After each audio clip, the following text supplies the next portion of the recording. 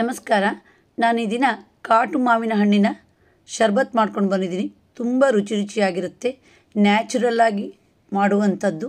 ಇದರಲ್ಲಿ ಯಾವುದೇ ಒಂದು ಪ್ರಿಸರ್ವೇಟಿವ್ ಹಾಕೋಲ್ಲ. ಬನ್ನಿ ಈಗ ಕಾಟು ಮಾವಿನ ಹಣ್ಣಿನ ಶರಬತ್ತಿನ ವಿಡಿಯೋ ನೋಡ್ತಾ ಹೋಗೋಣ, ಹಾಗೆ ಶರಬತ್ ಮಾಡೋಣ. ಹೆಚ್ಚಾಗಿ ಏಪ್ರಿಲ್ ಮೇ ಟೈಮಲ್ಲಿ ಮಲೆನಾಡಲ್ಲಿ ಕಾಡಲ್ಲಿ ಮಾವಿನ ಹಣ್ಣುಗಳು ಬೀಳೋಕ್ಕೆ ಶುರುವಾಗುತ್ತೆ. ಇವನ್ನೆಲ್ಲ ತಗೊಂಬಂದು ಕ್ಲೀನಾಗಿ ತೊಳಿಬೇಕು. ನಂತರ ಚೊಟ್ಟಿನ ಭಾಗವನ್ನು ತೆಗೆದು ಅದರ ಸಿಪ್ಪೆನ ಹೀಗೆ ಗೀರು ಮಾಡಿ ಹಣ್ಣನ್ನು ಬಿಡಿಸ್ಬೇಕು.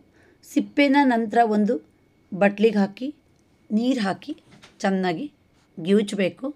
ಇದರಲ್ಲಿ ಹುಳ ಇರುತ್ತೆ, ನೋಡಬೇಕು. ಮಾವಿನ ಹಣ್ಣು ಬಿಡಿಸ್ಬೇಕಾದ್ರೆ ಈ ಮಾವಿನ ಹಣ್ಣಿಂದ ತುಂಬ ಥರ ಅಡುಗೆ ಮಾಡ್ತಾರೆ. ಇದರಲ್ಲಿ ಶರಬತ್ತು ತುಂಬ ರುಚಿ. ಏನಾದರೂ ಫಂಕ್ಷನ್ ಆದರೆ ನಮ್ಮಲ್ಲಿ ಶರಬತ್ ಮಾಡಿಬಿಡ್ತೀವಿ. ಅದು ಎಲ್ಲರೂ ಇಷ್ಟಪಟ್ಟು ಕುಡಿತಾರೆ. ತುಂಬ ಅಪರೂಪವಾಗಿ ಮಾಡುವಂಥ ಶರಬತ್ತು ಇದು. ಈಗ ಮಾವಿನ ಹಣ್ಣಿನ ಗೊರಟನ್ನು ನಾನು ಬಿಡಿಸಿ ಒಂದು ಬಟ್ಲಿಗೆ ಹಾಕಿದ್ದೀನಿ. ಸ್ವಲ್ಪ ನೀರು ಹಾಕಿದ್ದೀನಿ. ಹಾಗೆ ಒಂದು ಸರಿ ಗಿವುಚೋಣ. ಈಗ ಸಿಪ್ಪೆಗೆ ಒಂದು ಅರ್ಧ ಲೋಟದಷ್ಟು ನೀರು ಹಾಕೋಣ. ಹಾಕಿ ಸಿಪ್ಪೆನೂ ಸಹಿತ ಚೆನ್ನಾಗಿ ಕಿವುಚಬೇಕು. ಆಗ ಸಿಪ್ಪೆಯಲ್ಲಿರೋ ರಸ ಎಲ್ಲ ನಮಗೆ ಸಿಗುತ್ತೆ. ಈಗ ಇದನ್ನು ಈ ಬಟ್ಲಿಗೆ ಬಗ್ಸೋಣ. ತುಂಬ ರುಚಿ ಈ ಕಾಟು ಮಾವಿನ ಹಣ್ಣುಗಳು.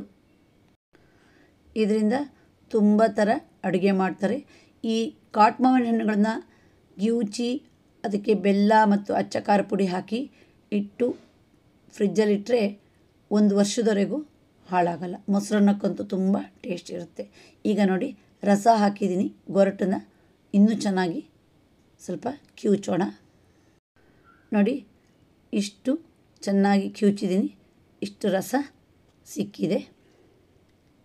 ಈಗ ಗೊರಟು ಮತ್ತು ಮಾವಿನ ಹಣ್ಣಿನ ರಸ ಒಂದು ಬಟ್ಲಿಗೆ ಹಾಕಿಟ್ಕೊಂಡಿದ್ದೀನಿ. ಈಗ ಗೊರಟನ್ನು ಚೆನ್ನಾಗಿ ಕಿವುಚಬೇಕು. ಅದರ ರಸ ಪೂರ್ತಿ ಹಿಂಡಿ ತೆಗಿಬೇಕು. ಸ್ವಲ್ಪ ಸಿಹಿ ಹಣ್ಣಾದರೆ ಹೆಚ್ಚು ಬೆಲ್ಲ ಹಾಕೋದು ಬೇಡ. ಶರಬತ್ತು ತುಂಬ ರುಚಿ ಕೊಡುತ್ತೆ.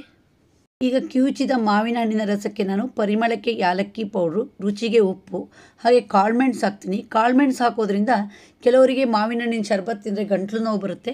ಆ ಗಂಟ್ಲು ನೋವು ಬರೋಲ್ಲ. ಈಗ ನೋಡಿ, ಒಂದು ಸರಿ ಮಿಕ್ಸ್ ಮಾಡೋಣ. ಇಲ್ಲಿ ಮಾವಿನ ಹಣ್ಣಿನ ರಸ ದಪ್ಪ ಇದೆ. ಈಗ ಒಂದು 5ರಿಂದ 6 ಲೋಟದಷ್ಟು ನೀರು ಹಾಕೋಣ.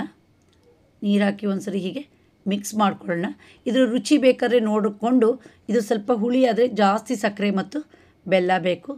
ಇಲ್ಲಿ ಸಕ್ಕರೆ ಮತ್ತು ಬೆಲ್ಲ ಎರಡೂ ಹಾಕಿದರೆ ತುಂಬ ರುಚಿ. ಈಗ ನಾನು ಮೊದಲು ಸಕ್ಕರೆ ಹಾಕ್ತೀನಿ. ಈಗ ಸಕ್ಕರೆ ಸ್ವಲ್ಪ ಕರಗಿದೆ. ಬೆಲ್ಲ ಹಾಕೋಣ. ಬೆಲ್ಲ ಹಾಕಿ ಚೆನ್ನಾಗಿ ಸೌಟಲ್ಲಿ ಮಿಕ್ಸ್ ಮಾಡೋಣ. ಈ ಶರ್ಬತ್ ಕೊಟ್ಟರೆ ಎಷ್ಟು ಲೋಟ ಬೇಕಾದರೂ ಕುಡಿಬೋದು, ಅಷ್ಟು ರುಚಿ. ಈ ಶರ್ಬತ್ತನ್ನು ತಣ್ಣಗೆ ಬೇಕಾದರೂ ಮಾಡಿ ಫ್ರಿಜ್ಜಲ್ಲಿ ಇಟ್ಕೊಂಡು ಕುಡಿಬೋದು, ಹಾಗೆ ಬೇಕಾದರೂ ಕುಡಿಬೋದು. ಈಗ ಕಾಟು ಮಾವಿನ ಹಣ್ಣಿನ ಶರಬತ್ತು ರೆಡಿ ಆಯಿತು. ಈಗ ಇದನ್ನು ಒಂದು ಗ್ಲಾಸಿಗೆ ಬಗ್ಗಿಸೋಣ. ಇದೇ ಥರ ಕಸಮಾವಿನ ಹಣ್ಣನ್ನು ಕಟ್ ಮಾಡಿ ರುಬ್ಬಿ ಹೀಗೆ ಶರಬತ್ ಮಾಡಿ ಇಟ್ಕೊಬೋದು. ನೋಡಿದ್ರಲ್ಲ, ರುಚಿಯಾದ ಕಾಟು ಮಾವಿನ ಹಣ್ಣಿನ ಶರಬತ್ತು ರೆಡಿ ಆಯಿತು. ನೀವು ಒಮ್ಮೆ ಟ್ರೈ ಮಾಡಿ ಇದರ ರುಚಿಯನ್ನು ಸವಿಯಿರಿ.